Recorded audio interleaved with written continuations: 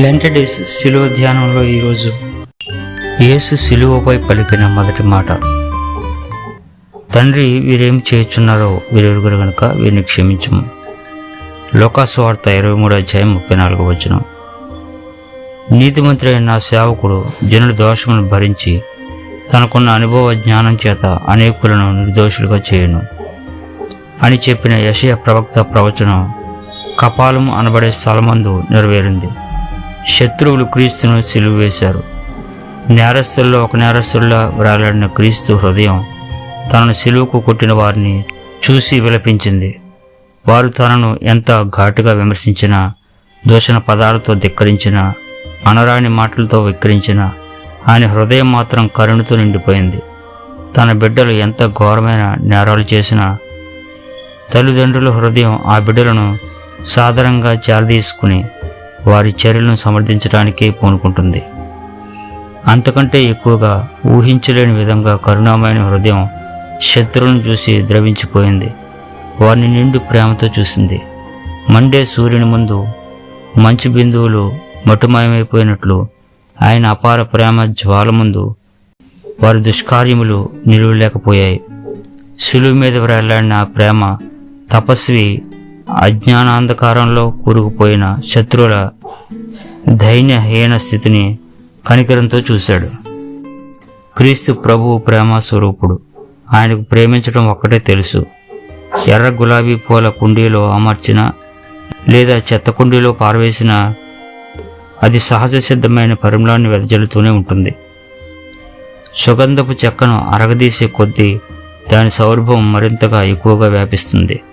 తాను చిత్రహింసలు చేసి చితకబాది పరుష వాక్యాలతో నిందించి కరకు శిలలతో అమానుష్యంగా సిలువకు కొట్టిన శత్రు బృందాన్ని, సర్వ మానవ జాతిని క్రీస్తు జాలితో చూసి వారిని క్షమించమని, వారికేమీ తెలియదని, వారు అమాయకులని చెబుతూ తండ్రిని దీనంగా ప్రార్థించాడు. నీ పొరుగు వారిని ప్రేమించి నీ శత్రువులను ద్వేషించమని చెప్పబడిన మాట మీరు విన్నారు కదా. నేను మీతో చెప్పినదేమనగా, మీరు పరలోకముందున మీ తండ్రికి కుమారులై ఉన్నట్లు మీ శత్రువులను ప్రేమించుడి, మిమ్మల్ని హింసించే వారి కొరకు ప్రార్థన చేయుడి అని మత్తయి సువార్త 5:43-45 వరకు ఉంటుంది. ఆయన కొండ మీద చేసిన ఉపదేశానికి చక్కని నిదర్శనం ఆయన శిలువపై నుండి చేసిన ఆ ఆదర్శ ప్రార్థన. పాపుల కోసం, వారి రక్షణ కోసం అరుదించిన క్రీస్తు ఈ విధంగా తన అవాజ్య ప్రేమను ప్రకటిస్తున్నాడు. క్రీస్తు హృదయంలో ఉద్భవించిన ఈ ప్రార్థన స్టెఫను లాంటి ఆది హతసాక్షుల హృదయంలో ప్రతిధ్వనించింది. తనను రాళ్లతో కొట్టి చంపుతున్నప్పుడు స్టెఫను భక్తితో మోకరించి, ఈ పాపం వీరిపై మోపకము అని తండ్రిని వేడుకుంటూ శ్వాస విడిచాడు. బలవర్ధకమైన శక్తి. ఈ శక్తిని నమ్ముకున్న వారే క్రీస్తును అనుసరించగలరు.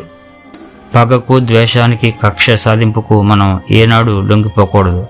అందుకే అపోస్తలుడైన పౌలు, ఒకరి ఎడల ఒకరు దయ కలిగి కరుణాహృదయులే క్రీస్తునందు దేవుడు మిమ్మల్ని క్షమించిన ప్రకారం మీరును ఒకరినొకడు క్షమించుడి అని ఎఫెసీయులకు రాసిన పత్రిక 4:32 వ్రాస్తున్నాడు.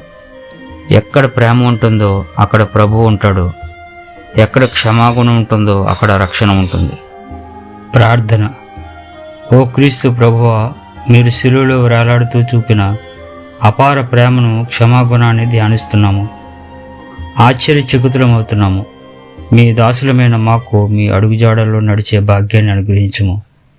ప్రేమభావంతో మా శత్రువులను, మమ్మల్ని హింసించేవారిని, మమ్మల్ని నిందించేవారిని మనస్ఫూర్తిగా క్షమించే గుణం దయచేయి.